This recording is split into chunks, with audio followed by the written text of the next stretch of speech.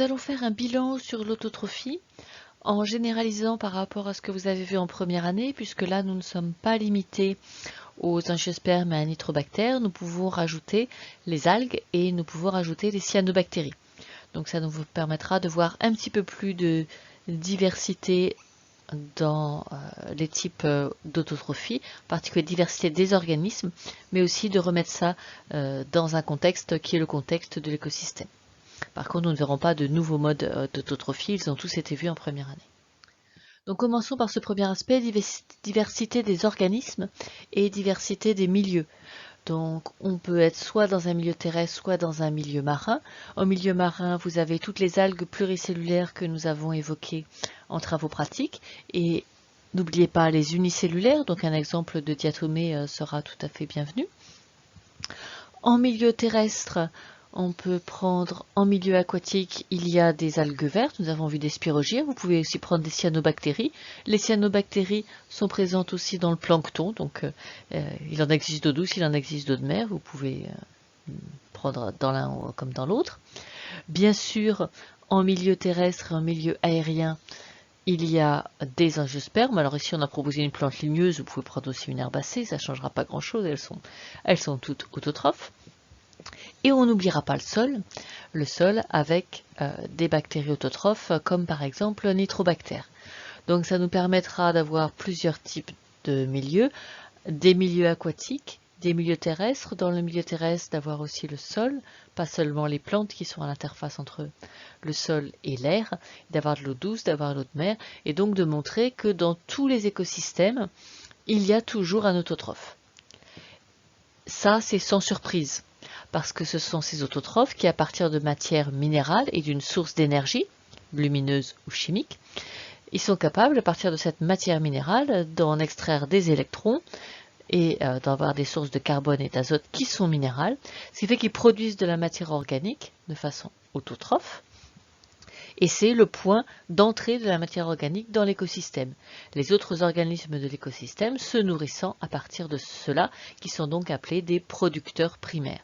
Donc forcément, s'il y a de la vie dans un écosystème, il y a un producteur primaire et un producteur primaire est un autotrophe. Les types trophiques, donc il ne faudra pas limiter l'autotrophie à la photosynthèse. La photosynthèse n'est qu'une voie possible.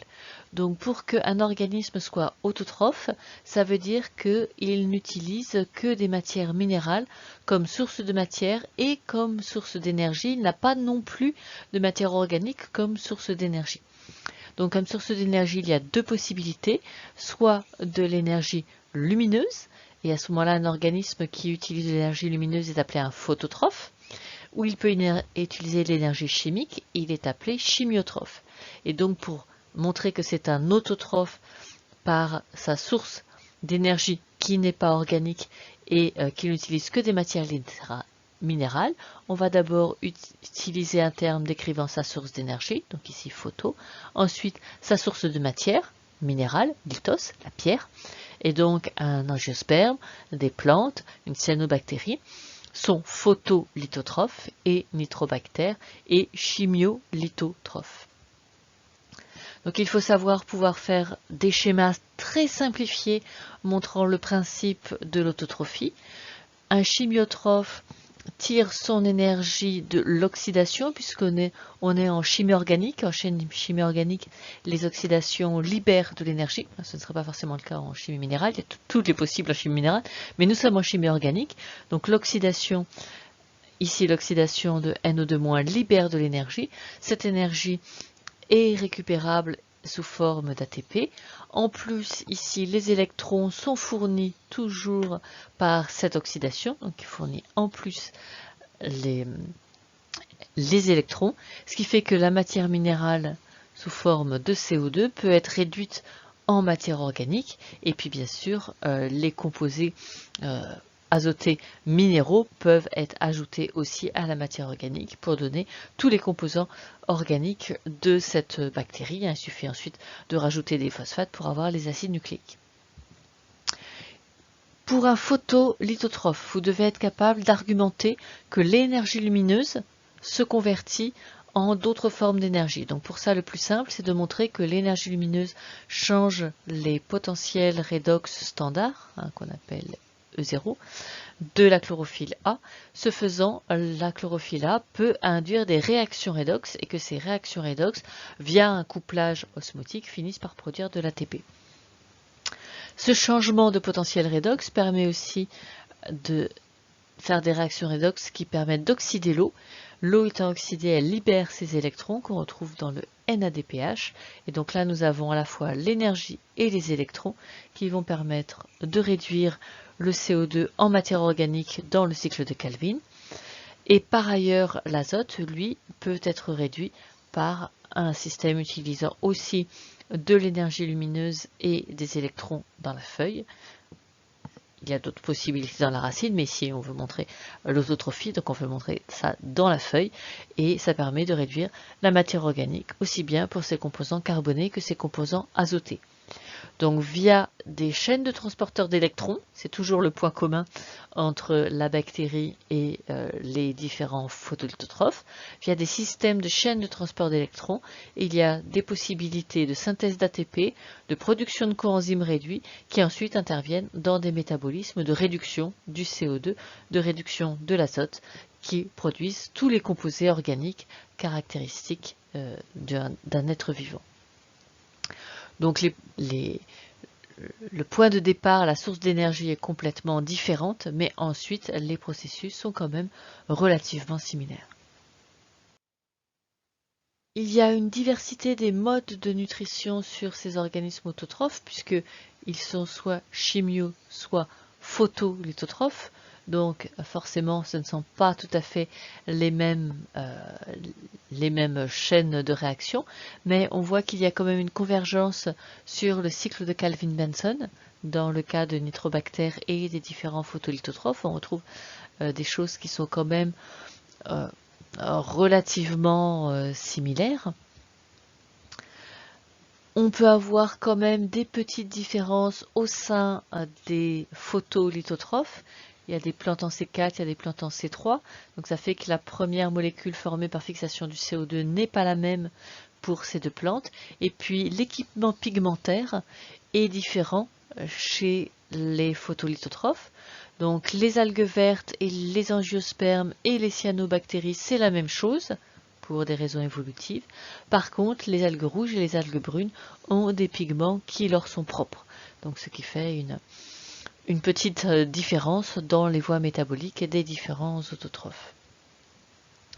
Donc à chaque fois, tous ces autotrophes, comme on l'a déjà dit, vont produire la production primaire à l'intérieur de cet écosystème, donc que ce soit le sol, là c'est Nitrobacter, des écosystèmes aquatiques, ce sont des algues et des cyanobactéries, ou des écosystèmes terrestres, et là ce sont des embryophytes. Alors on peut aussi regarder l'autotrophie à différentes échelles, échelle d'espace, échelle de temps. Donc à différentes échelles d'espace, on a déjà l'échelle cellulaire. Toutes les cellules d'un autotrophe ne sont pas autotrophes. Donc bien insister sur la différence entre les cellules chlorophylliennes du mésophile et les cellules hétérotrophes déjà à l'intérieur de la feuille. L'épiderme est hétérotrophe, les tissus conducteurs sont hétérotrophes.